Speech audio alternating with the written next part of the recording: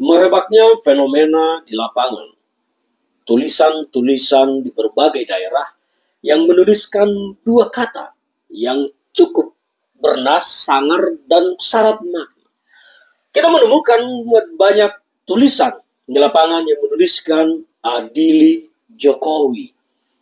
Mengapa tulisan ini begitu marak sekarang, terutama di daerah Jawa, Jogja, Solo, dan beberapa tempat lainnya? Ini tentu adalah suara masyarakat, karena pelakunya tentu adalah masyarakat yang tidak puas dengan Jokowi, dan ketidakpuasan itu bukan karena mereka tidak mendapat bagian, tetapi ini adalah tentang ketidakpuasan terkait dengan cara Jokowi mengurus negara selama 10 tahun. Mereka tentu punya dasar melihat bahwa Jokowi telah melakukan banyak hal-hal yang menyimpang, hal-hal yang memang sepatutnya diproses hukum yang berakibat kepada kerugian negara. Semua sekarang melihat bagaimana hal-hal buruk itu mulai terkuak. Contohnya adanya sebuah opini, saya harus mengatakannya masih sebagai opini karena perlu pembuktian, yaitu barter antara IKN dengan penetapan PIK sebagai PSN, sebagai proyek strategis nasional. Benarkah demikian? Tidak ada yang tahu, tetapi apakah benar atau tidak, ini kan tentu harus melalui proses pengadilan, proses pemeriksaan hukum, proses penyelidikan untuk membuktikan itu semua. Karena kalau tidak dibuktikan, maka opini itu akan menjadi kebenaran lama-lama.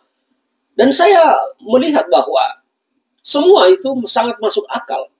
Sangat mungkin benar bahwa memang proyek IKN, masuknya investor lokal ke IKN dibarter dengan PSN PIK. Bagi saya sangat masuk akal.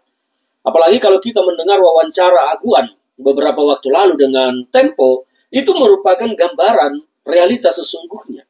Nah sekarang kita bicara tentang kalimat adili Jokowi yang dituliskan di banyak tembok di beberapa daerah.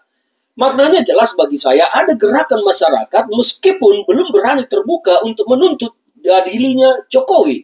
Dan selain itu ada juga gerakan mahasiswa yang melakukan demo unjuk rasa untuk meminta aparat penegak hukum melakukan penyelidikan terhadap Jokowi yang telah memimpin 10 tahun. Karena banyak sekali sekarang masalah bangsa kita ini adalah efek dari kebijakan Jokowi memang yang menyimpang dan salah. Kita melihat sekarang bagaimana mati-matiannya Pak Prabowo untuk menyelamatkan anggaran, melakukan efisiensi di mana-mana, dipotong sana-sini.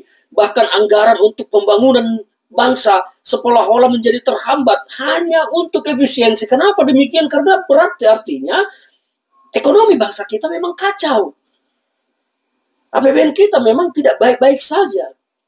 Kalau APBN baik-baik saja dan ekonomi melonjak seperti selalu didengung-dengungkan pemerintahan Jokowi, saya pikir Pak Prabowo tidak akan pusing sekarang melakukan pengamatan APBN. Kalau baik-baik saja. Tetapi faktanya, Pak Prabowo memetakan potong sana, potong sini. Kita melihat dan mendengar semua kementerian mengeluh. Karena anggaran di kementeriannya dipotong dengan sangat signifikan dan besar. Nah kembali kepada persoalan adili Jokowi. Yang saya melihat justru ini direspon oleh pihak kepolisian dengan memburu pelaku. Ini kalaupun kalimat ini adalah sebuah aspirasi, sebuah kebebasan berpendapat, mengapa polisi harus memburu pelakunya? Kalaupun itu vandalisme, udahlah itu kan tugas Satpol PP lah vandalisme. Anggap saja kenakalan remaja sudah beli cat aja tutup. Kenapa polisi harus mati-matian memburu pelakunya? Apakah ini dalam rangka pembungkaman? Tidak ada yang tahu. Karena semua hati mereka, hanya mereka yang tahu dan Tuhan. Saya berharap agar pihak kepolisian tidak terlalu reaktif ya dengan tulisan ini, tulisan adili Jokowi. Biarkan saja masyarakat berekspresi, menunjukkan aspirasinya di tengah publik dengan berbagai macam cara.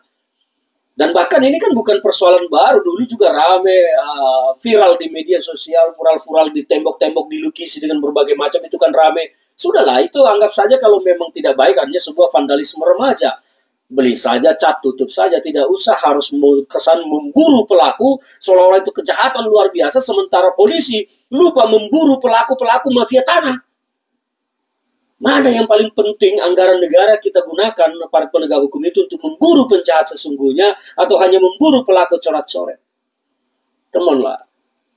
kita ingin bangsa ini maju, kita ingin memperbaiki bangsa ini dengan baik. Karena kita ingin rakyat kita sejahtera.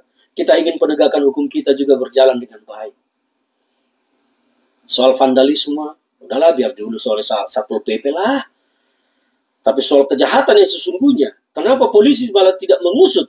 Benarkah Jokowi memang harus diadili? Kenapa polisi tidak berupaya mengusut itu saja? Atau kemudian, benarkah mafia-mafia tanah telah mengengkangi laut-laut kita? Mengapa bukan mereka yang dikejar dan ditangkap? Ini adalah sebuah pendapat saya. Saya berharap bahwa bangsa kita betul-betul akan lebih baik ke depan dan tidak menjadi sebuah bangsa yang dikuasai oleh para bandit, para mafia. Salam dari saya, Ferdinand Huta Hayan.